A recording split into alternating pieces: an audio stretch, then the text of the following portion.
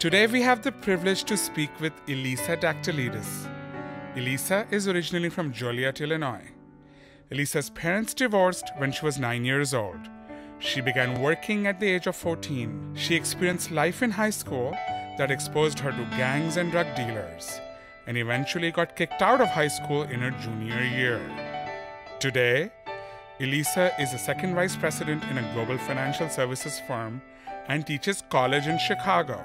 In the last 2 years, Elissa has climbed Mount Kilimanjaro and has spent time in India on a global assignment. Let us welcome the unstoppable Elissa. Welcome to the I'm Big Show. How are you today? I'm doing fantastic, thank you. Are you? Good, Yeah. good Glad to see to be you. here. Good to see you. You look great. Thank you. look great. Thank you.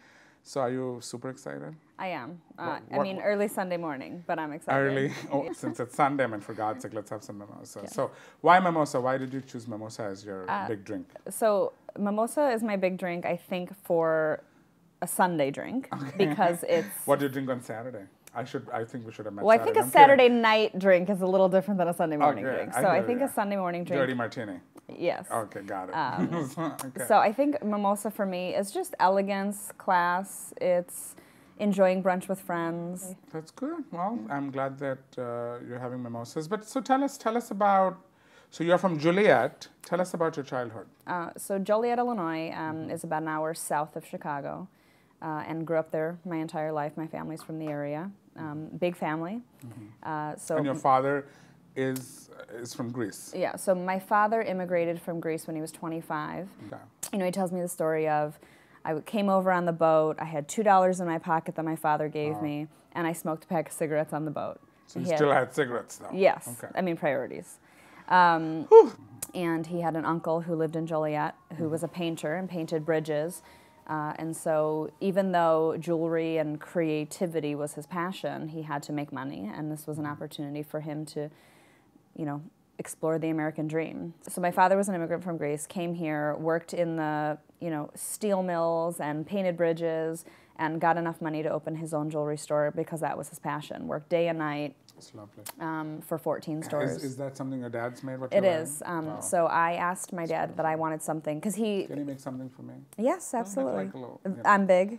So he specializes in custom-made jewelry because he's an artist. My mom grew up in the south suburbs as well. So she's from the U.S. She's from the U.S. She's American. So you know, chatting with you earlier, you mentioned that growing up was a little difficult because of your parents getting divorced. And how did that affect your childhood? Well, I think I'm certain that it did. I don't know that I could identify something that was a detriment in my upbringing because of that, but I think it's because regardless of my parents being divorced and they knowing that they couldn't live together and that they weren't a good match for other reasons, we were still a priority, and they never made it difficult for us. And even now, my father attends my mom's family parties. And so my father, when he was in 2000, he was shot in a attempted robbery at the jewelry store, and he was on life support for a month. And mom was there? Sorry. Take your time.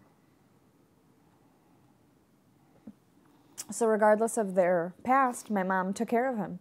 So when I was 14, I started working. 15, I got the permit to work and started working and making my own money. What did you do? Well, through the years, I've done quite a bit. So I started in a sandwich shop. I worked at a fast food restaurant. Whatever I could do to make money, I did.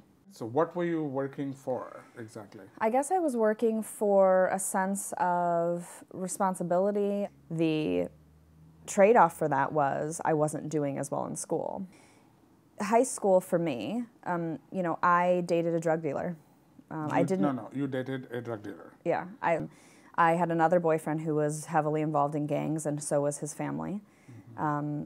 So I almost. Are you in touch with them today? No. So so I started to get caught up in that lifestyle. You know, I'm proud to say I've never done a drug in my life. I don't find it important. I'm just thinking here. You are, you know, working. You are in high school. You got a car. You're dating a drug dealer. Well, I'm not that super excited about that. I'm sure you're not either. But, and you didn't do drugs. How?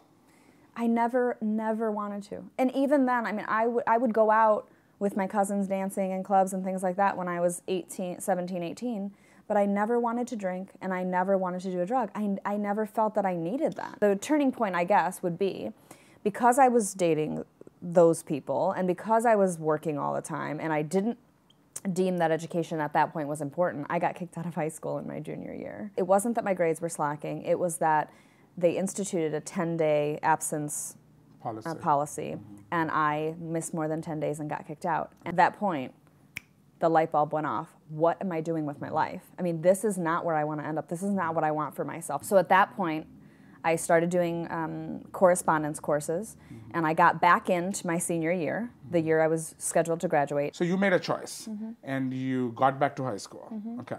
You stopped dating the guy, the drug dealer. Yeah. Okay. And then your dad got shot. How did that impact your life? I mean, my father, at the same time, when I was graduating high school, he was shot on April 15th of 2000. I graduated in May of 2000.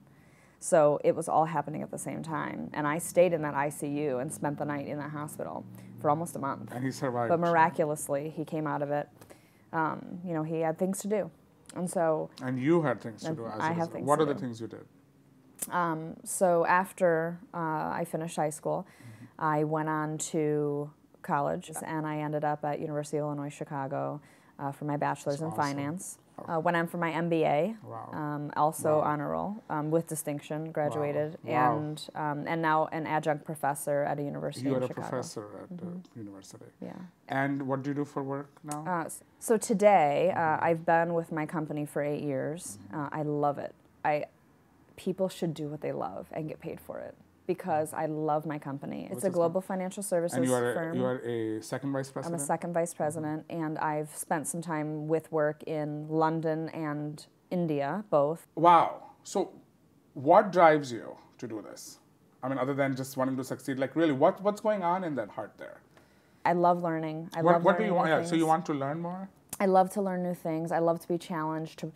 Because a challenge and knowing that you've overcome it is the greatest form of gratification. So you, I know, have done a lot of community work. Do you consider community to be a part of your family, and what have you done for the community? I think that the community is definitely a big part of my life. I've always done volunteer events, Day of Caring, with organizations around Chicago and other places. When I was in India, I volunteered as well. I created an organization within my company. And I was the global president, and for people who are advancing in their career. We have an annual budget that we manage. I'm the global president. I have regional vice presidents in North America, London, Ireland, and India. And we're... So you're reaching out to the world. The world. Are you ready to hug the world? You are hugging the world. In my own way. What would you like to share with our viewers today and the world in general? I think it's a great message that you're sending out. I am big. What does that mean? You choose what you want and think big. Don't limit yourself to what you think you can accomplish today, because you'd be surprised. Because every time I push myself, I reach a new plateau then I need to push myself in the next phase. How do you overcome that plateau? Well, one, I'm a planner, so I love Excel spreadsheets, and I use Excel for everything. I mean, my Christmas lists are in Excel. That's how terrible it is. Am I on that list? Yes. So there's and a it's done. There's a line item as a gift. It's a big gift. Okay. You'll love it. Okay, good. And it really is. It's taking it into palatable pieces that you can digest and go forward. If you look at Mount Kilimanjaro for 20,000 feet, it's intimidating. But if you look at it that every day you're going to do 3,000 feet, that's beautiful. That's achievable. That's it. First of all, thank you so much, Elissa. Thank you for having me. We will be following you and your successes and your challenges, and we will be reporting back to everyone on the beautiful things, unstoppable, Elissa is doing. Some I know of, some I wouldn't. Thank you so much. Thank you for having me. And we love you here at I Am Big. Thank you.